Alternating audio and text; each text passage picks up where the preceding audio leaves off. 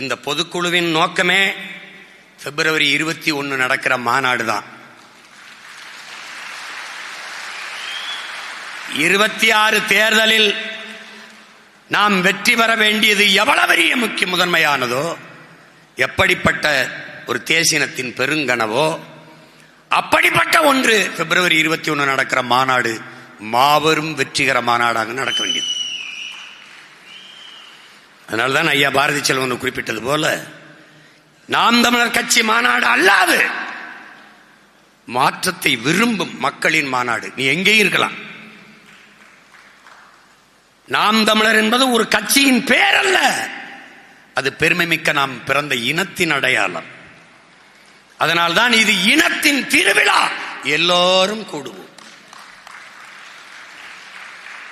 குடும்பம் குடும்பமாக கூடுவோம், கொடிய அரசியலை மூடுவோம். இது கொள்கை மறவர்களின் கூட்டம், கொள்ளையர்கள் எடுக்க வேண்டும் ஓட்டம். அங்கே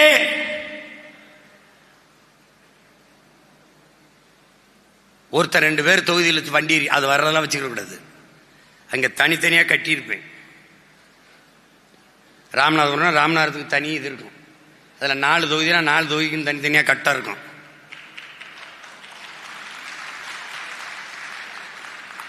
அன்னைக்கு தெரிஞ்சிடும், அன்னைக்கு இவன் சரி இல்லை, அவன் சரி இல்லை, இவன் சரி இல்லைன்னு தெரிஞ்சிடும் இல்லையா? தேர்தல் எழுத வச்சு திருத்தும் போது தெரிஞ்சிடும்ல, எவன் படிச்சிருக்கான் எவன் படிக்காம தெரிஞ்சிருக்கான்னு அன்னைக்கு தெரிஞ்சிடும்ல. அப்போ என் அன்பிற்கினிய அறிவு சொந்தங்கள் உங்களுக்கு சொல்றேன், இது ஒரு வெறி, இது ஒரு போர். எப்படின்னா, நான் மட்டும் இல்லை, என் மனைவி, என் மாமியார், என் மைத்துனர், என் தம்பி, என் தங்கச்சி, என் அம்மா, எங்க அம்மாச்சி, எங்க பாட்டி உடம்பு முடியாம மருத்துவமனையில் கூப்பிட்டு ஸ்ட்ரெச்சர்ல வச்சாது ஒன்று அங்க படுக்க வச்சிரு. ஏன்னா அங்க ஆம்புலன்ஸ் இருக்கு.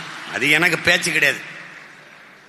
ஏன்னு கேளு, இது கட்சிக்கான வெற்றி இல்ல, இனத்திற்கான வெற்றி, உன் பரம்பரைக்கான வெற்றி, வருங்கால தமிழ் சமூகத்திற்கு தலைமுறைக்கான வெற்றி. எதுவும் இல்ல, உனக்கு நீர் இல்ல, சோறு இல்ல, காற்று இல்ல, மழை இல்ல, ஒண்ணு இல்ல, படிப்பு இல்ல, படிச்சா வேலை இல்ல, தெருவில் நிக்கிறான். யார் நிக்கிறான்? படிச்ச வாத்தியார் நிக்கிறான். படிப்பிக்கிற வாத்தியாரே வேலை இல்லாம நிக்கிறான். அப்புறம் படிக்கிற மாணவன் எங்க நிப்பான்? சாராய கடையில் தான் நிப்பான். பின்ன என்ன பண்ண? படித்தவன் படிக்காதவன் அனைவருக்கும் அரசு வேலை.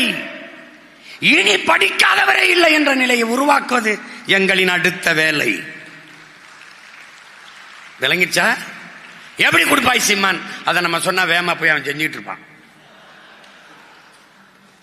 புரியுதா? அதனால அதை விடு, அது உன் வேலை இல்லை, அண்ணன் வேலை.